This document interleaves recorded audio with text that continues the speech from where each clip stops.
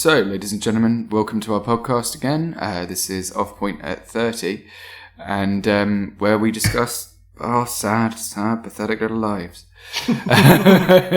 Speak for yourself. Yeah, well, no, this is just two guys who are around about the age of 30 talking about what it's like, and I think that, we hope that people who are listening either learn something from us or don't, and just, enjoy your day. Please forgive us if we do go off point, but it's in the title, so you know what you signed up for. Yeah, God help us all. Anyway, so today's topic is living at home. It's something that does affect a lot of us, and I think that one of the major problems personally, I do live at home at the moment because I was working locally, and it makes sense to, live with my family because it's easier and also it's cheap. I think that we discussed last time about rent, in fact, quite quickly, about how rent prices mean that if you are on a lower wage, a starting wage, then it's almost impossible to. It's not worth renting if you can avoid it. I think that one of the problems that I found though is that after a year or two, it's that feeling of stigma that comes with living at home. For me, it's something like, for example, it's the basics of being an adult, like having your girlfriend over, or having a mature relationship, or having any friends over and things like that, and having to ask somebody if it's okay to do things. Also, I think one of the things that kind of creeps up on me, because I lived abroad, I lived on my own, completely self-sufficient, and living at university, of course, completely self-sufficient there. It's that you get used to having your mum do stuff for you that you don't ask them to do. And it's something that sort of kind of changes your personality. I feel like, that I've regressed into becoming almost I think the major point where you kind of have that little moment of, oh crap, is when you find yourself going, Mum, okay, fine, Dad, where's the remote? Dad!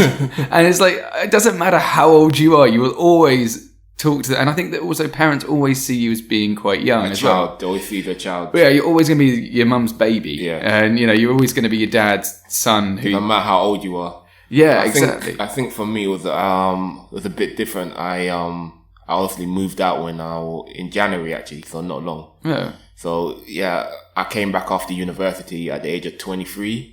And kind of moved back home with my mum, and it's kind of like you almost regress because you sort of get used to living by yourself, being a sufficient adult, but then you end up going back home, back to your mum. Yeah, it's like it's just such a weird thing to do, and I think that everyone has to do it now. I think that and for various reasons, but also because you have that sort of end of university kitchen floor reset where you're like, which I think we've discussed a few times, where you're just like, well, shit, now what? And then, and it's very easy to sort of get into that pattern. Also, I found that becoming when you do leave it and going to work and finding a decent job that is enough to launch you into, that level of independence that you've kind of already had a taste of it's weird. The real world is a lot more expensive than we were brought up thinking. I think we may have discussed that before, and it is a very different one.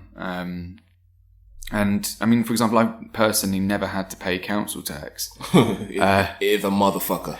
Yeah, because I worked for a local paper, and the number of people who call up being like, the fucking bins. Yeah, it is a motherfucker, and it gets you because a lot of the time when you first move into a place, you don't pay it straight away. You kind of sort everything out bit by bit. So I remember first getting this place, and then first thing you sort out is your gas and heating and everything like that. Yeah, and that's what you call up, and then they're like, when did you move into the property? And then you give them the details of when you moved into the property, and they start charging you from that date. And the same thing with council tax, you kind of sign up. That was probably one of the last things we signed up to. You put in the date when you moved in, and you end up having to pay about 300 quid or more. Was that a month? Not per. We don't pay that. We don't pay that per month. We pay over 100 quid per month. 100 quid a month. But I mean, over 100 quid. Yeah, and no wonder people get upset about potholes and stuff. I mean, in Surrey as well, fire department and people like that. Yeah, and because we dealt with the council a lot, and they do their best. I mean, I don't think that anyone's perfect. I don't think any organisation's perfect. I think that looking at things like the NHS and things like that, where there is no money because drugs are expensive, and because, for example, like chemo costs like 90 grand or something like that just for a simple chemo drug. I think it was per course. No, not even per course. It's per hit. Really, you're looking at. I think you're looking at 90 grand per hit, and like surviving is expensive when it comes to that. But I mean, going back to council tax, you can see why people get pissed off. Yeah, it is a motherfucker. Like, basically, living out by yourself is a motherfucker. You just feel like you're just being financially drained, especially in London. You know how the rent is like really expensive. And I think that's what, it's taken away sort of the stigma of living at home, because people are like, it's not the same thing, like living at home at our age.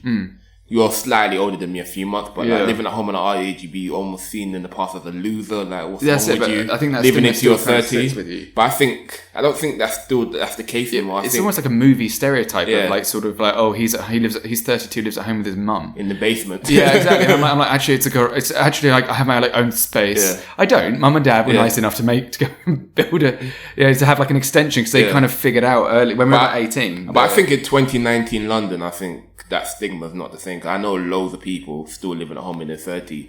A lot of people are either can't afford to move out, or they're staying at home until they're able to save up to buy a place, because mortgage is actually so much cheaper than renting. Yeah, and I also think it's nice to actually have something for your money. I mean, like, if I was to, well, because I mean, for me, my life sort of took that little turn that we've probably discussed 100 times, where I was meant to move abroad, and I think all the savings I had were aimed towards, like maybe putting down a mortgage, but you'd have to do it in conjunction with someone else, like you're doing. Yeah. You've got your fiance who you've committed to already to such an extent, but it does take. But that's like a huge part of it is that you've got that sort of personal commitment that also kind of ensures it's really hard unless your parents are willing to help you. It's really hard to do it by yourself at the moment, and I think it kind of takes away part of the development of growing up, where like.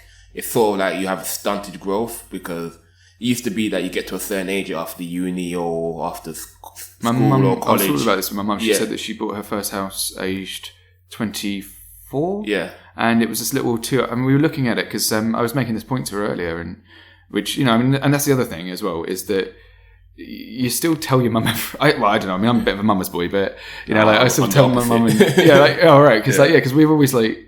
Because it's just like, it's like, Mum, like this thing happened. And like, like, oh no. And I'm like, I know. Back to my previous point, I was saying, it's like you have a stunted growth. You don't get that opportunity to sort of go out by yourself, where you're able to maybe in your early 20s get your own place. Or you're sort of stuck at home. You go from your parents' home into your whatever relationship you're in, home place, and sharing with somebody. You don't get that opportunity to.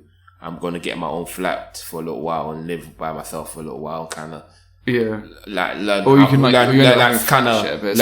can do that as well. But I mean, like, kind of learn who you are as a person and sort of get into your own routines and kind of have your own space. Also face those challenges that come with owning your place. I mean, for example, you were talking about council tax, and it's like, and that's a challenge that I won't face for another year, at least. At this rate, anyway. So. I think that it really takes away a big part of that development. Yeah. Not that I want to do that now, because obviously I'm in a relationship, but when I was in my early 20s, I would have loved to have like that experience, being able to just set out by myself sort of thing. Yeah, and also pride that comes with it as well. It does feel to me like I miss worrying about bills, and that's so weirdly dumb. But it's like, it's sort of, because I mean, like in Indonesia, obviously my bills were relatively... I mean, they were kind of proportional, but I mean, I was paying 15 quid, 150,000 for water. And like, for cooking, like my gas, I had a gas hob, and that I used like one of those a year. And that was like a one-off expense, and the bloke comes around, and all the systems are all different, and it's all kind of weird. And that was kind of a really big part of the adventure, though. It's sort of learning all these things that you have to learn because of the challenge that life has just sort of given you with that independence. And I think that by the time we're actually able to go forward and do those things, they become less of an adventure and more of a chore, and more of something that and like you said, that constant draining of your funds are kind of limited, especially at a time in life when you want to be able to use your money to enjoy your youth. I mean, we're only young ones. You get to live once. The interesting thing about money is never enough. Yeah. I've been given like probably 2 or 3 pay rises this year. You lucky sod. Yeah, but it's still not enough. I'm like, you think, I'm making a few extra quid now, like that should be going, but no, I'm like, I look this month, I'm like, oh, gone. What happened? Yeah, exactly. I haven't even bought anything. Yeah, exactly. I mean, I've got the same pair of shoes. I got nothing to show. The same pair of shoes for a year, and they're falling apart, Yeah. and I'm like, oh, it's 60 quid or 50 quid or 40 quid or whatever for like some new trainers, and I'm like, let's have a little check of like the budget, but for some reason, spending £5 on a pint, not an issue. So I think that's probably where I'm going wrong here. What is it with you and those glasses today? I'm going to move the glasses. All over the place, mate. It's like I got too many. You got like a little mini bar set up over there on your side, and there's me with a little teeny tiny hangover today. So I'm like, because Who told you to go out drinking last night? I didn't. I went to my girlfriend's, and she was.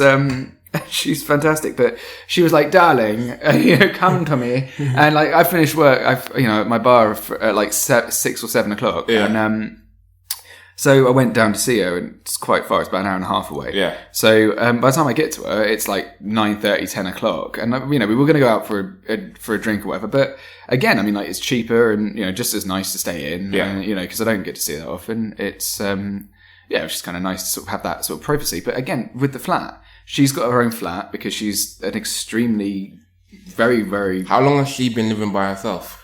Well, going back on point. I think she's been living by herself for about 7 years. Compared to other surgeons, she lives in a place that's a little bit sort of in between. It's very much a commuter town. Actually, we were discussing it this morning. And for her, she knocked about 300 or 400 quid off her rent. But she's still paying like $750 for a little 2-bedroom flat. I mean, it's cozy as hell because she's made it that way. That's not bad though. It's not too bad. That's not compared to London. I pay nearly double that for this place right here. Yeah, because I mean, and her flat, I'd say, is maybe it's a different shape to this one, but it's like a little attic flat. But she has a 2-bedroom. But she uses the other one for a wardrobe because of course she bloody does. But yeah, and like I used to do the same thing. I used to own a 2-bedroom, little 2-bedroom up and down. Back in this is back in Indonesia. Oh, you owned it? Well, I mean, you pay the rent for a year out there, so it was like 35 million for the rent, which is the equivalent of about maybe $1.5 grand. No, so about $2,000 for a year's rent, and the house was great. I mean, I had to buy my own AC, and and you obviously, because it's like 30 degrees out there permanently, you don't need central heating, but you do need AC. But again, the electricity for that wasn't too much. It was about 200,000. So that's about 20. No, it's about 40. Yeah, I spent about 50 quid tops on bills, and if I added up the rent, maybe about 2 million. So in the UK, have you lived by yourself in the UK? I lived at student halls in London. I've also lived by myself. Actually, no, not really. Actually, I mean, only really as a student, because I came back and did my journalism degree. But even then, I mean, I realised that I was paying per month for student accommodation for this room that was like a little teeny tiny ensuite with a single bed, and I mean, the desk took up a third of the damn room. And I was paying, and it was in Islington, so I mean, like, but I was still paying, like, I paid it for 1 month's rent there. I could have had a house out in Indo for a year, and it was crazy. I was like, how is this little teeny tiny space? We are getting ripped off in London completely. Oh, definitely, yeah. But it's all about the proximity to the tube station. If you live near a tube station, you pay way more money, as opposed to if you live next to a train station. That's the whole thing. Like round here, because we're right now near Canary Wharf. Everybody from Canary Wharf wants to move down to North Greenwich. And it's pushed the price up so much around here. Really? Yeah, because I mean, when I first came around here, not to see you, I was seeing another friend of mine about 5 years ago. Yeah. And I mean, his place was a little bit of a shit show, but it didn't seem to be that luxurious. But I think the gentrification has been happening across the city, and I think it's a good thing. And on the one hand, I mean, but on the other hand, I mean, places that were cheap to live is where young people were going. Yeah. And now those places have become trendy. You know what kind of makes me wonder what happened to the community that used to be here? Just what happened to them?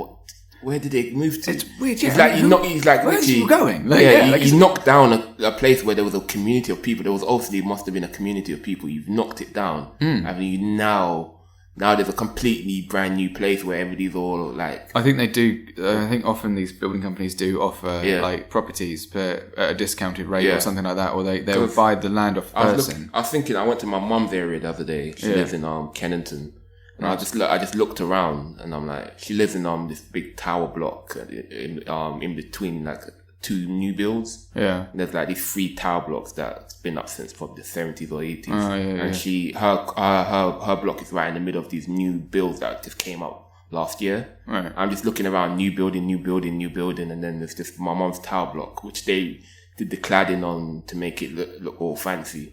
But then I was just thinking that eventually they're going to knock this down, aren't they? Well, yeah. And also they're going to knock this down because if you look, it's just in the middle of all these brand new spanking new buildings. And you got this absolute shit show. Yeah. I wouldn't say it's a shit show, but it doesn't look the same. It's also the stigma that's attached to those kinds of tower blocks, which isn't necessarily always true. And also, I mean, like, you know... Eventually that's going to go. And then I found one in Dorking. My mom's already thinking of setting up and moving back home anyway, back to Jamaica. But nice. Yeah, she's already but I'm thinking maybe 10 years time when I visit my birthplace, pretty much the place I grew up, went to school, and everything. I'll visit that the building I grew up in is going to be gone, and it's going to be a brand new building, and it's not going to be unrecognizable. Yeah. And there's all these new cafes popping up out of nowhere. Yeah, what happened to the old greasy spoons? I like greasy spoons. Literally, I left when I moved down to North Greenwich. I went back after a month, and then there was like a Chinese restaurant that's been there for ages. I went back and it's a pub, brand new bar, and all these people. I'm like, how did they knock this up so quickly? That is a bit weird. Like, yeah, I think that. How did they not? Where did this come from? They just knocked it up out of nowhere. Yeah, see, I had the opposite problem. Yeah, because I mean, like, in my area, the closest town to me is Reigate, and all of the buildings that are along the high street are listed. And when I used to come back every 6 months or so, and I found it was kind of a bit creepy because nothing changed. Yeah. And like, you know, for example, apart from maybe, and like I think we had they replaced where I used to work, which was this really, really lovely little fine dining place. Yeah. With the Nando's, and I was writing the papers at the time, and it was the biggest news to hit Reigate in a very long time. You know, like, I mean, like, you know, you don't get your stabbings out there, but you just like, oh my goodness, a Nando's. So where exactly is that? In Reigate, it's just on the bottom end of the high street, you know, like towards Dorking. Okay. But like, you know, like you've got like sitcoms and stuff that are based in Dorking, like, I don't know, like Home. I think there was one, called Home, and that was pretty cool. But yeah, it's a bit odd. Because nothing changes though. Yeah, but also because I mean I live in a little village, so really nothing does change except for, I mean, even if my neighbours, not my neighbours, but you know, like people up the road and whatever, if someone died, then it's a big deal. Well, no, nobody would, either no one would notice, or it's just a bit weird. But if nothing changes, wouldn't that be more of a big deal as opposed to it's creepy where I am now, where like everything changes? So if I was to die, people moving in and out all the time. Yeah, that's another thing. I mean, like, have you ever thought about? Because I mean, this is a new build flat, but like, how many people have died in these places and you don't know? Like, you could be sleeping in the same room that someone's died like 20 years ago. The thing is about this area. That's the other thing. Sorry, go on. The thing about this area is that we don't know the neighbours. Don't, like, I met probably the only. Did you say like one of the people was like from EastEnders? Yeah, one of the people upstairs. I saw him at a glance from EastEnders. He was in EastEnders years ago, and like, I've only met like probably one neighbour because they have like this little Facebook group where they put like free stuff on there. Oh, right. So that SETI behind you, they gave it to us. It's actually a penthouse. Sweet. It's a penthouse, like the flats upstairs are penthouses. How the hell did they get that down here? Massive. Oh. So we went up and got it for free. Nice. Yeah. Did you have a cheeky look around his place? Or? Yeah, it was massive, like twice the size. Nice. The kitchen, living room was twice the size. I just can't imagine making that much money. Millions. Because this place is probably worth about $500,000. Yeah, and it's like a little place, and you know, like it's weird how that value has sort of changed. I mean, like, because I always imagined like, because if you spent $500,000 anywhere else. Apart from maybe New York, you get a palace or something. You get you get a house. Yeah, you know, it's crazy. But the thing is, though, I mean, London is one of the the flat that we're buying across the road is worth about probably $540,000. It's a 2-bedroom flat. Yeah. It's about a bit bigger than this, but it's about £540,000. My mate bought a flat in Battersea, and he Battersea's crazy. Yeah, he just sold it, and apparently at one point the house, his little flat, which is about the same size as this, actually smaller than this, was making more money than him and his wife combined, and they're both quite, you know, they're both in managerial positions, and they're both doing very well for themselves. You know, like they're the kind, you know, I mean, they're like kind of, you know, very middle class. They all went to private school. They ended up in like top 10 universities. and now they've all got managerial jobs. You know those kind of jobs though that when someone tells you what they do, You don't know what it means. oh, it's exhausting, and you sit there and you're like, okay, and all you're really thinking is how much. How much? You know, how much is that? How much does that equate to? How in much money? is that in pounds? It's like, oh yeah, I'm a sales representative / manager / entrepreneur / you're just like, okay, great. My brother's got that kind of job where it's like, he just told me that he fixes the big red button when it breaks, and they pay him a shit ton. And I was like, all right, well, that's all I needed to know. The thing about London is like it's crazy where like you can rent like one of your bedrooms out and almost pay your mortgage. Yeah, that's weird. And like council flats as well are like super. Yeah. I mean, there's money in council flats. My mate's been paying like what, £600 for hers. If you are like able to get hold of a council flat, you're laughing. Yeah. And you did the right to buy scheme, you're laughing. My mom did that back in the 90s. Nice. Like, I think I'm not gonna say exactly how much she paid, but how much it's worth now, but it's way more than triple or whatever you want to say. Like, wow, so it's quadrupled or whatever. No, tripled. Yeah, like that's crazy. It's just like, I mean, like you could just buy a house and sit in it and watch the money. And if she had the foresight, she could have just bought. She thought about it. She just never went through with it, just because of the basic life stuff got in the way. But she thought about buying a bunch of these places. That would have been a good investment. And then all she's got to do is fix a boiler every now and then when it happens, or like send in BT. So, not BT, sorry, BT's British Telecom. Don't send BT to fix your boiler. They won't do it. But BT are awful anyway. Well, yeah. Are we allowed to say? Yeah, of course we are. It's just an opinion on it. Yeah, fuck BT. Yeah, fuck BT. Let's segue back into the pros and cons of living at home. Yeah. Yeah, because it's easy to talk about property prices. That's right. That's all people talk about in London as well. It's either property prices. What do you do for a living? No one cares. And like, it's like in my case, nothing. I run a bar. No, you don't. I wash glasses. It's amazing. No, actually, to be fair, working in a pub's actually quite good fun.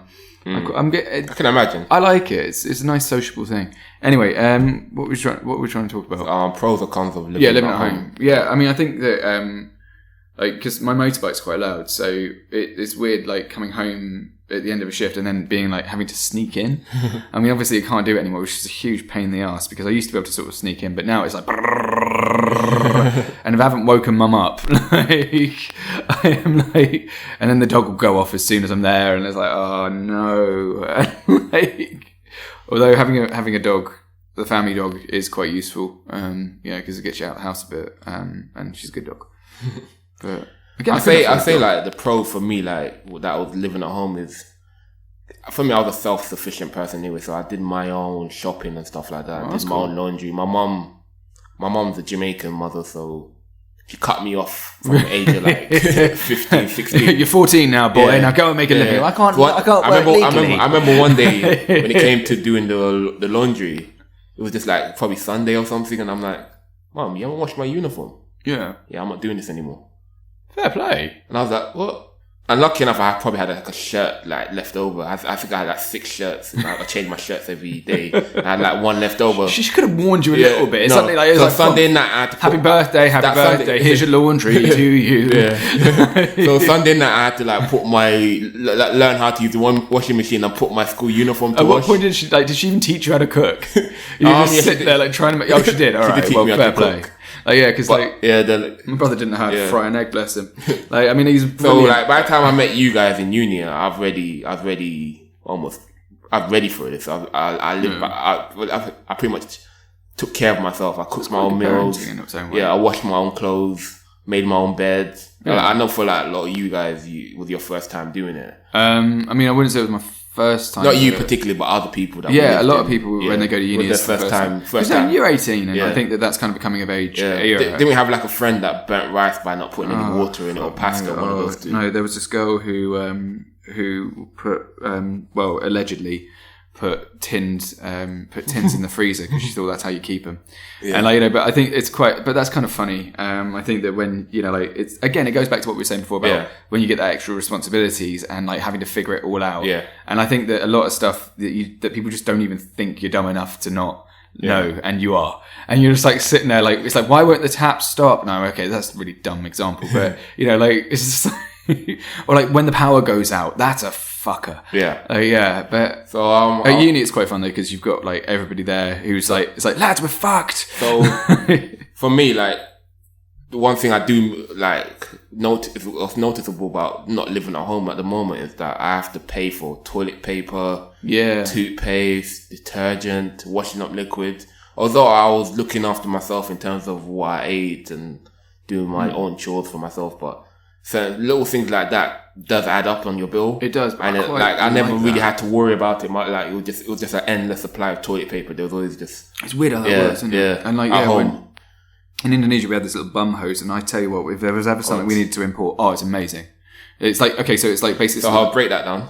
Okay, so they have this like little like you know like those squirty guns you get at bars. Yeah, it's like that, but for your ass, and it links up to the toilet, and you just sort of spray, and you can basically spray yourself clean. And I tell you what, it's a lot more efficient instead of toilet paper. Yeah, I mean, every person who goes out there at first is like, is just like, it's like, what does this do? What does this do? And no one tells them. Let me ask. Isn't your ass wet after that and shitty? You get used to it. No, it's not shitty though, because it's like if you shower. I mean, it actually makes more sense. No, but you take a shit and you're like messy down there. Well, yeah, and then you spray your bum with this hose. Yeah, I mean, it depends on the pressure as well. I tell you what, if you have food poisoning out there, and you have a bit shitty, harsh. Are you a bit shitty and wet? No, because you sort of like you got a towel as well. I mean, like it's your house. I mean, because think about it, right? If you clean, if you clean the dishes and then wipe it with the towel, that's not dirty, right? But you're like, okay, well, this dish is clean, and then I mean, obviously you use soap with dishes, but you're not going to use that on your asshole. But with the hose, it's just awesome because you. I mean, it takes a bit getting used to. I'm not going to lie. I think that for most Western sort of people who haven't lived or haven't experienced it really, it is very uncomfortable at first. But I just think you just be wet and shitty down. No, it's not wet and shitty. When you put your clothes back on. No, at first it was a little bit weird because you do end up with like a little bit of dampness. Yeah, a little bit like. But then again, you're also coated in sweat anyway. Not really. I mean, it's just. It depends because I mean, like, it's pretty. I mean, this thing. I couldn't imagine, like, say for example, I was to take a shit. I used to shoot mosquitoes with it when I was bored because it was a wet room anyway. Because of course it bloody. But say like you're like out somewhere, you take a shit for some reason, and then you use a hose to clean your ass, and now you're walking around with your arse all wet. Well, I mean, in most restaurants they have like toilet paper and stuff, and to be honest, I mean, like, and also I mean, it's not as bad as. But even at home, man, I'm at home on Sunday. Decided to take my Sunday morning shit. And now I can't sit down because I'm like... Of course you can sit down. I can't sit down and watch TV in peace because my arse is all soaking wet. But I mean, I can't really remember, to be honest. I don't think I was going around with a wet arse. I think that, like for the most part, I was like kind of like... Lev get used to it. Like, Lev's arse was never dry. It's like sitting there like, if I ever get a proper job and they're going... How's your ass? Fucking soaking piss off. For 2 years, Lev's arse was never dry. Please don't leave all of this in. No, but it was actually like, I think that also in that context, because you're already like, there's always that clamminess with the tropics. So, it doesn't you don't notice it as much. I think after a while, it's like sort of when you're permanently sweating and, like you're not like sweating all the time. You shower a lot. I've lived in the Caribbean before. Yeah. And what's that like? But have you got like, is it more humid there or not? It's hot. It's not the same. It's not like when London is hot. It's like when it's hot over here, it's fucking horrible. Dry hot. Yeah. But like I lived in Jamaica for like 2 years growing up, and you just like you sweat a bit, but you dress more appropriately, more shorts and stuff. Yeah, like I didn't wear anything but flip flops for about 3 years, apart from at work. Yeah, we had flip flops as well, but so good. Yeah, still, I wouldn't want to walk around with my arse all wet. Well, no, but you don't walk around with your arse wet. I mean, you have toilet paper as well, for the record. I'm not just making this up to backtrack. Fuck you in this thing. No, because... No, but, like, okay, so, I mean, you don't, like, you just... there's no way of doing this without sounding gross to anyone who hasn't been through it. But I bet you, if like anyone who's done that, it's not as bad as like those squatty potties. Because I once had food poisoning at a wedding, and I was in the middle of the jungle in it was a local teacher, and she was one of my best mates out there. She was really cool. Those teachers that are like absolutely like strict as shit with the kids. Yeah. And like they always gave her the naughty class, and the naughty class were also one of my favourites. They actually wrote me a song at the end, and it was like one of the sweetest moments of my career. But anyway, so like, but they were always like little rascals and stuff. But I tell you what, when she went in there, and I think her name was Vita, and I complained to her once because they were like sort of talking over me, and I just was having a bad day, and she was furious, and I apologised to the kids afterwards for what happened. I mean, she was pissed off. And she was like, you have insulted me, and you have insulted everyone. He is my friend. You will respect him. And these teenagers, like 18, 19, and they are like really tall. Like, like they're adults. They're basically adults who are about to go out and do uni. They're all about to go international. They're really clever kids. And she would just come in there and she'd be like, and like she was like their mum though at the same time. And she was a really good teacher. She knew her shit. She was brilliant. Anyway, so going back to the food poisoning thing, we go to this jungle place and I was told, okay, this is the best sop ayam in the world. And it was under this little tarpaulin, and like they had these like guts. They literally had cow guts in the middle of the thing. So I was a bit like, I would definitely go native here. And I was a little bit British about it. I was like, I like the stuff, and it was fantastic. It was really good food. Yeah. But the thing is though, because the Indonesians didn't drink, I brought like a little hip flask with me or something because it was a wedding. You may as well. Sorry, is Indonesia a Muslim country? Yeah, predominantly Muslim, but these people are Christian, but they still don't drink anyway because it's expensive for what it is. And I think it's kind of like smoking here versus smoking there. Out there, everyone smokes. Here, barely anyone. Unless, of course, you're going out on a special occasion, which is the same principle, but with alcohol. I mean, that's... Could you get alcohol? Yeah, of course. But I mean... As a Western, I mean. One of the reasons I started to leave was because the Islamic influence was growing, and it was quite palpable by the end of it. At first, we would be able to buy beer in the shops, like just the normal local shops. You can't... Like, wine is insanely expensive. For what we buy here for a £5, it costs 20 quid out there. And relatively speaking, when you can, for a £5, buy 3 big bottles of beer, there's no point in buying the wine. In fact, that's one of the reasons I used to come home was for bacon and wine, and I just bacon and wine and like a proper vodka. It's not to say you couldn't find it, but it was extremely expensive. Could you get bacon out there? You could find it, but again, it was kind of like trying to find drugs here. You kind of had to know a guy or know a special place to go. Go in there. It's like, come on, give me the pork scratchings. Oh yeah, and like you can't find Marmite and cheese, proper cheese as well. That was a huge problem. Because they have like the whole craft stuff, but cheddar cheese was like 400,000, which is again 20 quid for a little lump of cheddar. And again, it's not worth it when you can just buy like these amazing fresh fruit just next to you, like snake fruit and like jackfruit and everything. It's amazing.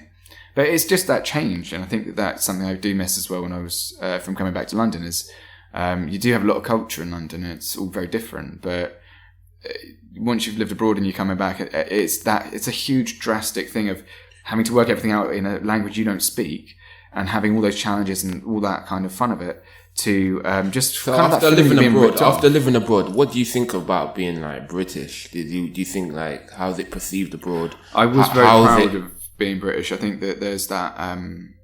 I wouldn't say that it's nativism, but you being English becomes a bigger part of who you are. Here, being English, everyone's English, doesn't matter. But out there, you're special because you're English, and you're not special as in like no one's going to throw themselves down in front of you and oh, behold the Englishman. But you are the Englishman because that's who you are. In the same way, if we were to go to the States, we'd still be different. But it's interesting though, like in this country, we're not very patriotic. No, right? But you get more patriotic when you're out there. Yeah, because like it becomes more. How many people over here that actually know the national anthem? Or I could get as far as I know it. I know the name. I know what it's called. Yeah, but I could after like God Save the Queen, I'm mumbling. I didn't realize that. I had this image in my head of because like when you hear it, it's all like really big and grand. And it's like okay, and especially at the proms and stuff. That because who am I kidding? I am so sorry it hurts sometimes. But the proms, we used to go to the proms in the park, and Rule Britannia, by the way, which should be the national anthem because it's just like. I mean, like all of the people just go absolutely batshit with the little Britain flags, like whenever they play it, and everyone absolutely loves it. But with God Save the Queen, there's this line that goes, send her victorious, happy and glorious. But I misheard it and I thought it was angry and glorious because I had this awesome image of Queen Elizabeth with a spear and like knight of shining armour absolutely fucking over some like, I don't know, an old school battlefield. I'm like, yeah, go on Ellie, get him. And like, I just have this really like cool image of like some sort of vengeful like queen. It was like, I went to school in Jamaica as well, and I don't remember the national anthem now because I was like 6 at the time. But like I remember us being under the flag and singing the national anthem on a regular basis. Yeah, they did that in Indonesia. Yeah. They introduced that, and then they had in the evening. They had Paskibra as well. Although at one point, God Save the Queen was our national anthem as well because colony. Yeah. So, But then we changed it. I think it's technically still our national anthem, but we also have our own one. Do you, like sort of international matches? Is it God Save the Queen or is it the other one? No, it's another one. It's the other one. That's quite cool. Yeah. I mean, it'd be kind of confusing if you guys played us, and it was just like, it's like God save our gracious. So we used to have your flag. We used to have your flag up into the 1960s before we became independent. Then we took down your flag and put our flag up. Well, it makes a lot more sense considering it's your country. I mean, Jesus. I think that. Although, who was I talking to? I think I was talking to somebody about that whole colonialism thing. Yeah. And it's not that many. It's weird how not many generations ago people still were explorers. And we'll go down to like Africa and places like that and be like, ha ha, we've come here to find stuff. That's interesting. What do you think about like Christopher Columbus? I think he was a murderous prick. I think he's probably worse than Hitler. Really? Yeah. I think Hitler's kind of the benchmark for being an evil fuck. Yeah, I think he's on that level with Hitler. Really? Yeah. Actually, didn't he do... I can't remember what it was. Because, like, him and his people slaughtered the Native Americans when they landed. And do you know that he actually never went to America himself? Yeah, wasn't he just, like, sort of sat tight in the Caribbean somewhere? Yeah, he went, to Haiti or somewhere. Yeah. He landed in Haiti. Yeah, that went well. He was lost in the first place. He was trying to sail backwards to India. And then ended up fucking landing in Haiti. They weren't even the first ones to get there. They weren't. They weren't because the Vikings were there. Yeah, the Vikings. They went to Hopscotch, Greenland. Yeah, they went to Greenland. They went to Iceland, and then they went to America, and they called it Vinland. Vinland, yeah, because it had like grapevines and everything. So they called it Vinland. Yeah, so they found it, but before they found it, the Native Americans found it. Yeah, well, I mean, didn't they come over from China and stuff? Because there's like a teeny tiny little bit between Canada and Russia. So, there was this ice bridge or land, whatever they call it, land mass or something that connected Asia to the Americas. Imagine spending your time... Many generations of Asian people lived on this land bridge in between like Canada and Asia. Could you imagine watching that melt? Yeah. And you're standing going, okay, right, say goodbye to your cousins and kids. So they lived there for like over thousands of years and pretty much almost created their own race of people. And then eventually when it melted, they moved into the Americas. Yeah, well, I mean, they moved into to Canada, to North America, to South America, to the Caribbean. They moved to all these places. Yeah. So they're the ones that found it. And they're the ones that should be celebrated every year. Yeah, the smallpox thing. I don't know how the hell America has Columbus Day. It's ridiculous. It's weird. He's a fucking murderous prick. Yeah, it's not right. And I think not be celebrated. No, and I don't think they should have Natives Day or something other. They stole the country essentially. I think the smallpox. Because they at one point they put smallpox in blankets. And they gave it to the natives. 95% of them wiped out by smallpox. Yeah, it's insane. Yeah, and they never mention it. There's such an injustice. That's beyond. And this is before they even were pretending that they were going to take tallies. I mean, there's definitely more natives killed than than the Holocaust got. So that's what I'm saying. He's to me almost on Hitler's level. And he should be remembered on Hitler's level. He should not be remembered as a great man. Because I think it was part of the Spanish Empire, but he was Italian or something. He was Italian, but worked for the Spanish Empire. Huh? I am a bit hazy. For the record, we haven't done any real research apart from like colloquial. Really? Yeah. I see. I watch these history things all the time. I think. By the way, guys, I love history. I'm a history. I'm a bit of a history nerd. Yeah, it's like World War One. I've got a thing for World War One these days. It's like I went through a World War One phase. And then I think I'm kind of like coming out of that. What's interesting though, like America and England get most of the credit, and a bit of France a bit. Yeah, it's and bullshit. There's a reason why it was called World War. It was loads of countries.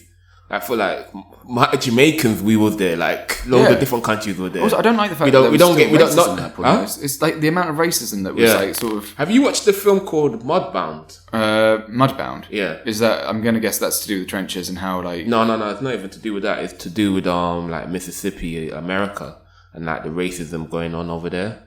And there was this guy that he like how like they used to treat in the South of America, they treat black people so badly. Yeah. So basically, it's about these two families, one white, one black, and both like they both have a relative that go over to fight in the war against Hitler. And they both come back, and because they had such their experience in the war, they become friends. But they're in the same unit?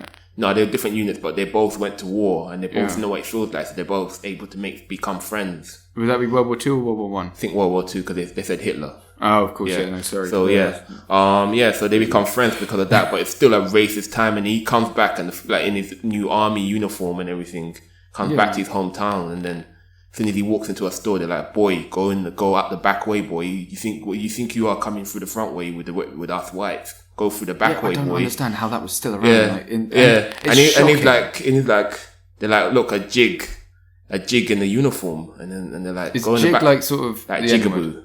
What's a jigaboo? I don't know exactly, but it's a racial slur. So they're like, am I allowed to say that one or not? Huh? No, you're not allowed to say that. Okay. Right, I won't say that one. It's a bit of an old school word to call us. I've just never heard that term. Never say if it. anyone's offended by me saying that one, never ever say it. But anyway, they're like, go out the back way to him. And he's like, I just literally came back from fighting Hitler while keeping you guys safe. Yeah, like what the fuck were you doing? And the worst thing is like, you went over there with the Germans and everything and all the Europeans, and they treated them way better over there than they did in America. Yeah, like I think that, he was treated so much better over there than he came back to America complete complete shit. That's weird. Yeah. And also I think that, also, do you think I think like while he was in Germany, he got a girl pregnant, a white lady pregnant, and she wrote to him, and like, does he go back out there to see her? Or? They found that picture of the girl with his mixed race baby. Yeah. And then like the KKK came and took him, cut his tongue out. What the fuck? Yeah. So is that fiction or is that true story? I think it's fiction. I don't think it's a true story. Yeah. I mean, the thing with fiction is it's easy to sort of emphasize. Well, I don't like these days. The South was crazy. Yeah. I don't like the way that these days, like movies. I mean, I watched Midway the other day, and I don't like how there's that lack of acknowledgement. Actually, no, I'm not saying like, we have to acknowledge everything all the time. Yeah. I mean, we don't. If you want to tell a good story about a white guy in a white family and whatever, fine. Yeah. But it's that whole family values crap, because it feels like it's kind of being forced a little bit. Like that whole sort of, I think the importance of fatherhood or something like that has been a theme over the last 5 years, that it's kind of like more of a, not political, but it's more of a sociological push toward this is something that we should be doing more about. And it's getting exhausting, and it's kind of getting a bit in the way. Explain that a bit better. I can't remember which movie it was, but I think that I think quite often with the blockbuster ones, like the big ones, there's that sort of whole, there's this whole sort of thing of like, of parental and family values that comes through. I know that it's aimed at there's a lot of emphasis on like father, like absent fathers. Maybe not just fathers or absent fathers, but because I don't know. I mean, I come from a family where my parents are still married and still, and everything's like that. So I come from opposite, where I grew up with a single mother. My dad used to come around maybe on average maybe once a month at one point, and then sort of lessened as I hit my teens, and now we haven't spoken in maybe 4 or 5 years. Fuck. Yeah. That's weird. Like, because I can't imagine like just being that absent. Yeah. Because it's like it just sounds a bit, because I mean, a kid is a project. Yeah. First and foremost, you've got this project. Yeah. And it's a responsibility. It's, obviously no one wants to be wiping asses. Yeah. But I held a baby the other day, and you look at them and you're like, Jesus, you need a lot of help. Yeah. Learn to do the dishes, damn it. I think like sometimes I've been told that maybe like me and my dad are a bit more alike than I like to admit, because like I think we're probably both introverts in the sense that I'm not really good at keeping contact with people either. I hopefully that will be different once I have kids and everything, but I'm not really that people and keep contact with someone who's just son. Because he has other kids as well, and I've been like told that he kind of does the same thing with them as well. How do you feel about that? About like sort of how do you feel about him now? It changes. My emotion, it changes every now and again. Sometimes I'm angry. Sometimes sorry, just stop you there. I love how we've gone from these movies are just crap, and now let's discuss them. Segue. Sorry, go on. Digressions. It changes. Sometimes I'm angry. Sometimes I just don't care. Yeah. Does it feel sort of like when you? I mean, like when you do hear from him, is it kind of like hearing from an ex, or is it sort of? 'Cause I don't really have that much to compare it to. I think last time he speaks to my mom more than he speaks to me. So I think last time when he got in contact, he's like, she kind of handed the phone over to him, and I kind of like, I don't want to speak to him. Type thing. That's kind of like, I mean, yeah, because I mean, what would you say? Like, yeah, because like to me, it was more like an uncle. Yeah. It's just like, like an uncle you see on occasion. Yeah, and they're kind of like there, and you're like, you just say hi, hello. and you just go upstairs and play Xbox anyway. Yeah. So, kind of, I don't really, because that's how it's always been, I don't really have a bond with him like that. We have the same surname and probably like half of the same DNA and everything, but I mean, like, it's beyond that. It's like, there's a reason why I use my mom's surname a lot, because like, it means more to me than his surname, because his surname kind of means nothing to me. That's, yeah. And if it wasn't that, it's a bit long to change everything. I probably would have changed it by now. I love the fact the only reason you haven't completely wiped it. I'm really lazy. Like, is there a tragic backstory? No, I just can't be fucked. It's a lot. You have to go change your passport, your driver's license, your. That's like a couple of. I mean, to be fair, I mean, I don't think I'd be that. Yeah, I mean, like your degree certificates, you have to get changed in your name. There's a lot of upheaval, and it's like, oh god. Yeah. And then I have to go to work and then tell them I've changed my name. They're like, well, you got married or something? Yeah, exactly. It's like, yeah, he's amazing. It's like, guys, this is my way of coming out. Yeah. It's a lot. Your boss, like, well, I invited you to my wedding. It's a lot of upheaval. And I'm like, I probably would have changed it by now if it wasn't for that. But like, we don't really have a relationship like that. I try not to hate him. I try not to dislike him. It is what it is. Recently, obviously, I mentioned that I'm getting married next year. Yeah. Like, my mom's like, oh, you inviting your dad? I'm like, no. And she's like, you got to invite your dad. Him as a common guest. Yeah. Don't put him on the fucking table. Yeah, she's like, to be there. Yeah, she's like, oh, you got to invite him. You got to do that. I'm like, why? I'm like, why? Like, it's literally a waste of, like, because like each person you have to pay a certain amount of money. Like 60 or 80 grand. Yeah, whatever it is, it costs money for each guest to come. So make him pay. Tell him if he wants to come, he should pay for it. Yeah, obviously or pay for his share. Yeah, obviously, Lev, you should feel honoured that I'm paying for you at the moment. Oh, I do. I mean, no, I love weddings. I mean, I'm a huge wedding guy. Like, my missus hates them. Me, I'm like, fuck yeah, a wedding. Yeah, but yeah, what I'm saying is, like, it costs money to invite a guest, and I'm like, I haven't really spoke to him in years, and he hasn't really showed much interest in like trying to reconnect, because I'm very reachable. I've got like, you can call me, text me, whatever. Yeah. So it's like, I don't feel that it's down to the kid to chase the parent, and a lot of people always ask me, oh, why are you not close to your dad? And it's not down to me. I didn't choose this. Every kid wants to be close to your parent. Yeah. So it's like.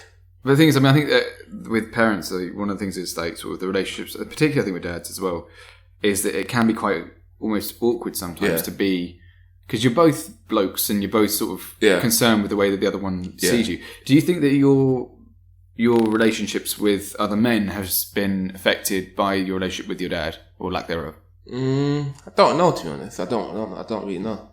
I've never really thought about it that way. What was I going to say? I just think, like, for me, I think I came at a difficult, maybe, part of his life. I think he was done having kids and stuff like that, and it's sort of like, what, were you like having an accident that happened? So, all the best ones were accidents. My brother's an accident. My dad's in his 70s. Oh, he's in his 70s. Yeah. So like, can you imagine how old he was when I was born? So. Yeah. So he's in his, like probably mid 70s at the moment. Do you find that, because you mentioned earlier that you have things in common with him, like, being introverted? Do you resent that at all? Or is it just kind of a coincidence? Because I mean, being introverted. I never really thought about it. It's just my mum will say. I was talking to my missus about this the other day about like, my mum asked me to invite him, and she's like, oh, he doesn't mean anything by it. He just doesn't like keep in contact with people that well, and it's like that with everybody, with his grandkids, his other kids. He's just not really good at keeping contact with people. And a lot of people are mad at him for that. And then my missus goes, that sounds like you. You and I didn't speak for about 10 years. Huh? Like I hear from you every now and then because we've got a group chat. But like, apart from making this directly, I mean, like, this is like the most I've seen you since uni. Yeah, but then again, as I said, like, it's not. There's not a reason behind it. It's not that I don't. I actually like you The fact that I speak to you, if I actually like you, if you never heard from me after uni again, means I probably didn't like you. Quite a few people who are like that, yeah.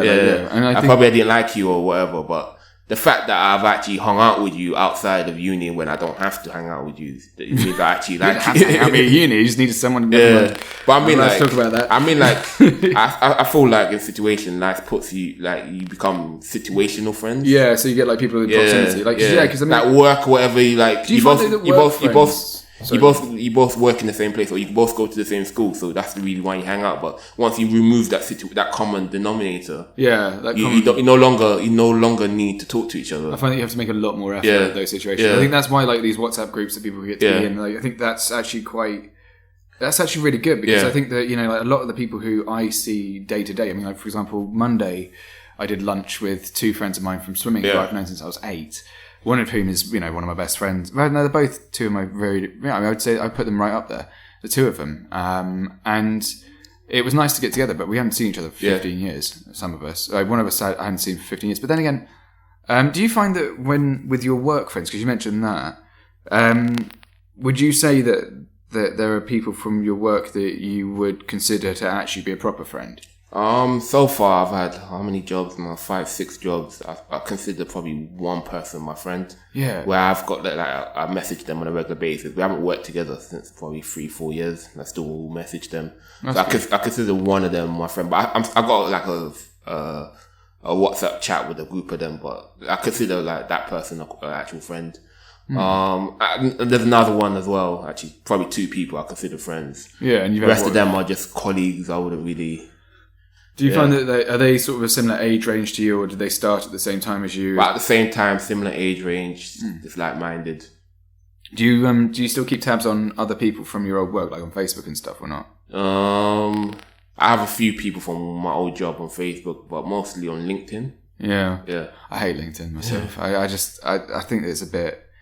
Work anniversaries and stuff like that. It's like, oh, come on, fuck off, you can't celebrating. I've been trapped in this job. Oh, yeah. Just sitting there like, congratulate Sarah on her work anniversary. No, because she's probably, who the fuck does that? Yeah. Who's going, hey, Sarah, congratulations? I don't know what, see, I'm automatically putting on an American accent. It's like no one, I hope no one really thinks that that's a good idea. Unless, like, I think that if someone did that, I would just probably ring them and be like, are you alright, mate? Do you want to go for a pint?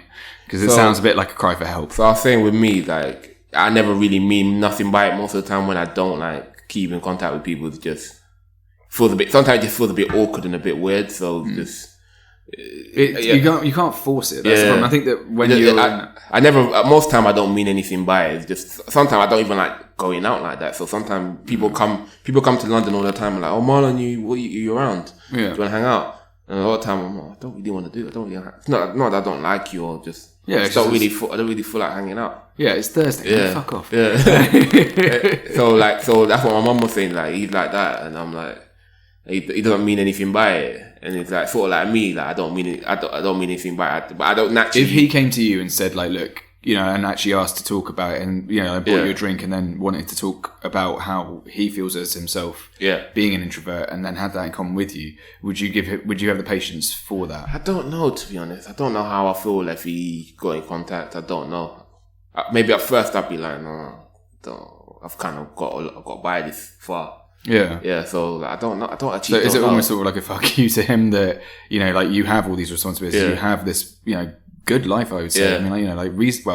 Pretty good life. Yeah, I don't know. Like, I don't know if I'm still like thinking it over. I don't know if I'm not gonna invite him. I don't know what I'm gonna. I don't really know. Well, who do you see? Right now, how I feel, I don't feel like I want to invite him. I don't know. I wouldn't blame you for that. Yeah. Who do you see though as a sort of? Do you feel the need to have a fatherly role model? Not really. Like, the type of person I am, I don't even speak to my mum regularly like that either. And I love my mum, don't get me wrong. I love my mum. She raised me, she did everything for me, but I don't like speak to her every day. Yeah. I haven't spoken to her probably in about a couple of weeks right now. And I'm going to see her till probably tomorrow or Sunday, but in general, I don't like call her regularly like that. My missus call her parents like a couple of times a week. And like, we have a friend like that calls their parents every day. Yeah. And I'm like, for me, we just don't do it. I don't do that. Yeah, I think I kind of stick to my own space. And like, My mum knows how I am as well, so she kind of knows that he's alright. Type thing. She just needs to check in with me every now and again. Do you have like a family WhatsApp and stuff? Or? No, do we have family? We have a family group, but nobody uses it really. Yeah, it was just like for my mum's 60th birthday that I planned a year ago. I found out that my parents and my brother have got a secret about. And I'm like, I've got FOMO within my own family. And I'm sitting in my own living room and being like, oh yeah, we're messaging Andy then, aren't we? Oh God. Fuck you guys. They have a yeah, my missus' parents have, family have a WhatsApp group. They have I think they have two actually. Like, why would you need two? One for each side. He just said that my family have two. Yeah. One on each side, so like one from my mum's side and one from my dad's side. Oh, that's pretty cool. Yeah, because we have like the immediate, you know, like the four of us. Yeah. I mean, like we'd put the dog in, but she's illiterate. Who's the clever one now? But yeah, like I don't know. Like I think that extended family, we've got, I don't know, because those little groups are kind of, it's interesting because like occasionally you have to kick one up and get, you know, like. Do you keep in contact with your extended family? So yes and no. This is why weddings are a huge thing in our family. Yeah. If there's a wedding or a funeral, generally weddings, I mean, you know, funerals are, no one likes having one less person at the party. Before you continue, the one thing I found weird about funerals, people taking photos. What the fuck is that? What the fuck is that? It's not an occasion to remember. Yeah, there's a woman lost her husband. Yeah. Or a man who's literally I find that weird. Fallen apart. I can't even imagine the pain. I find pictures that I've never take my phone out of a funeral to take a photo. That's weird. Although I did take I have got a photo of a funeral, but it wasn't me taking. I had to do it in a professional context. And that was awkward. It's weird. I asked a lot of people if it was okay if I took a picture then. It's weird. And that was for work, and I was there specifically to report on that. I always find it a bit weird. It's just, I don't get it. And I don't think that, you know, like, I mean, what are you supposed to write under that as well? Like, RIP, it's so cheap. Yeah. Like, you know, I think when I die, if I see people firstly, why do people write on Facebook, on their Facebooks, I'm going to miss you forever and stuff like that? I mean, don't get me wrong, like, we all want to... It just strikes me people now trying to sort of be seen to be grieving as opposed to... Because I think grief is a very private thing. I don't know if that's me being hyper. I don't know, like, I remember when my uncle died about probably 4 or 5 years ago, and I kind of put like a photo up of us. Like me, he was holding me as a baby. Yeah. And I was like, put a photo up and I was like, RIP, uncle, I'm not going to say his name, but yeah. And thinking back on it now, maybe I should have done that. Maybe it was a bit too soon because like the night he died... But that's how I'm feeling. I just went to the photo album and just took the photo of a photo and put it straight up. Like that's. Cause I was literally devastated when that happened, and I just decided to put that photo up. And I thought like maybe. Is that because you were going through the photos of him, and then you were like, I want to. Yeah, I'm not sure if I like actually went to like take. I just remembered that photo, and I want to take the photo of that. Yeah. But my point is that I'm friends with other family members on Facebook that might have not got the news at that time. That's a bit, Yeah, I'm not sure if I have them, if it was hidden from them at the time or not, but I'm just thinking if they were still like seeing that without getting the phone call first. Yeah, and the thing is though because that actually happened to somebody on my uncle's kids, one of my cousin's kids, my cousin's relative. They kind of looked on the Facebook one day and they're like, my uncle's their godfather or something like that. Yeah. And like just got the news that way from looking on Facebook. And then it was like at uni or something. It kind of like clicked on and like, yeah, I think it's, could have continued on with the lecture. Like, so it was like, I'm thinking, did I do that to somebody else? Like, that's the thing. I mean, I think that's the thing with social media is that, I mean, on the one hand, what you can do it because you can do it instantly. Yeah. Because at the time you're thinking about just the circle around you, like you're just thinking about I'm thinking about his missus, I'm thinking about his daughters, I'm thinking about my mom, I'm thinking about like the people that I already know, but there might be people outside of that circle, like my other cousins. You don't know, my other cousins, I don't know what they've been told or what. I don't know what information they've been told, and I'm just sort of I'm just thinking about my grief and in the circle of grief, and then just putting my feelings out on social media, and then they might see it and not know anything yet. Yeah, getting that kind of news is something you don't forget. Yeah. I mean, I remember my granddad died. I was in bed with my ex, and I tell you what, when it rang the first time, and I was like, well, you know, I've got my hands full, so I switched it off. I killed the call, and then he rang back again, and I was like, and I was like, all right, get off.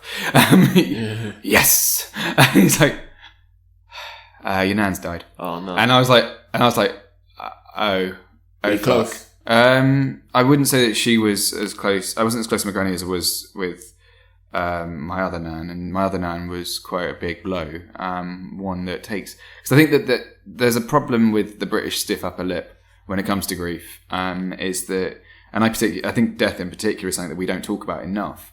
And I was talking to this about this with my girlfriend, because obviously she sees a lot more of that than anyone else would, really, apart from maybe undertakers.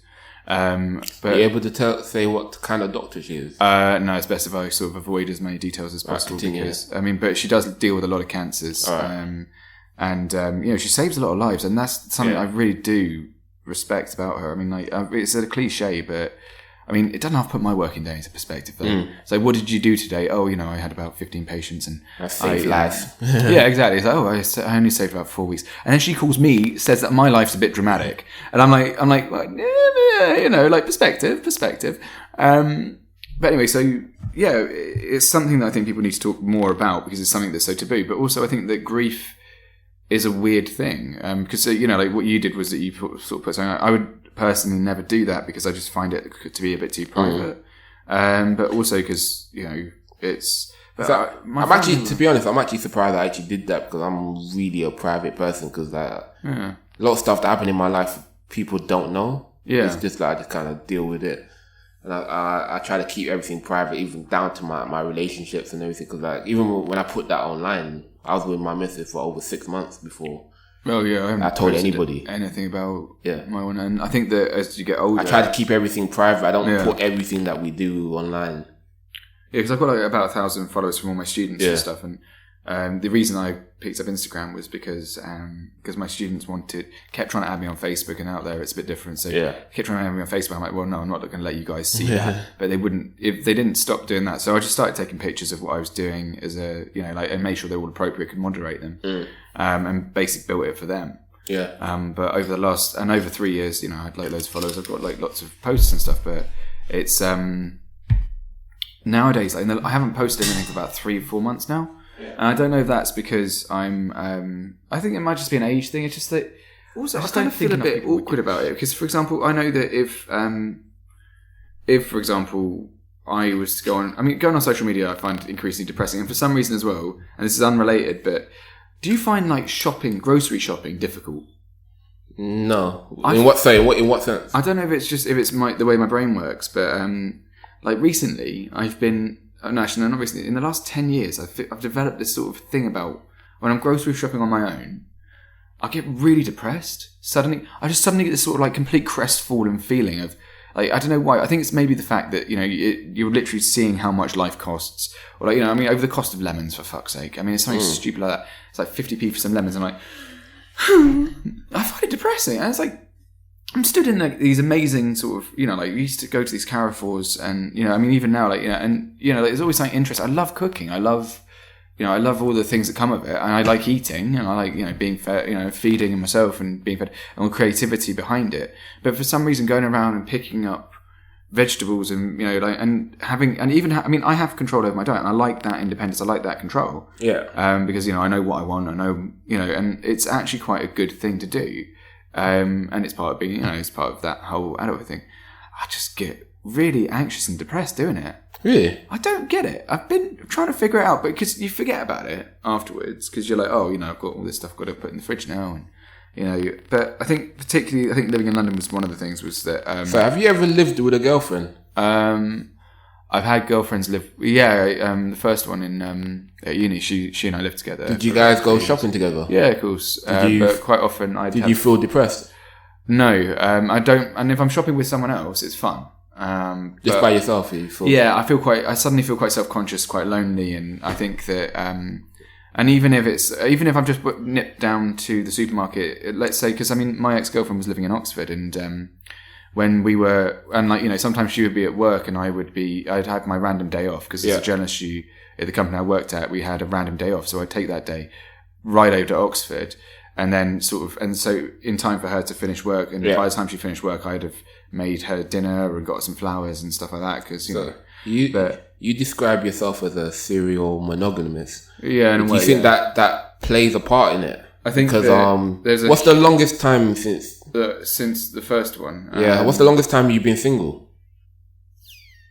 About 6 months, I think. 6 months. Maybe That's not long. It's not long at all. And I think that one of the things that's I think you have a problem with being alone. Yeah, I think I think loneliness is something I've only really been able to address in the last, for myself, in the last couple of years. I think one of the biggest parts of a breakup, I think we said this before, is when you have that sudden gap in your life that was filled by somebody else. And I think it's not just that, it's a gap in your phone. Yeah. And so you go on I wouldn't say that I go on dating sites just to fill that gap, but I think that's one of the big parts of like you said, like you've never been, like the longest is 6 months, so that's not very long. So it's not. And I think that was also more of a practice. Actually, no, I should tell a lie. That was, between...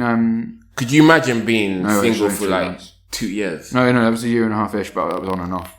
Could you imagine being like fully single for a year and a half? Yeah, I could, but I think that it's something that doesn't really happen to me because I'm a heavy extrovert. So for me, it's I would probably put social things above work in some regards, depending on the type of work I do. But the work that I do is more socially geared anyway, which is why there's bugger all money in it. But the thing with the thing that I find with monogamy, with serial monogamy, I mean, is that I think it stems from being young. When I was little, I was bullied, and the kids would play kiss chase, and it took me about an hour. Everyone else was playing kiss chase, and I wasn't getting kissed. And then I found that I was going along, and it took me about an hour to take the hint that I wasn't really part of the game that everyone else was playing. And so, to me, I think that had an impact on me that meant that it's almost that being accepted by somebody else, and and having that, because I mean, I think that part of it was kind of like low self-esteem, and it impacted my self-esteem massively for quite some time.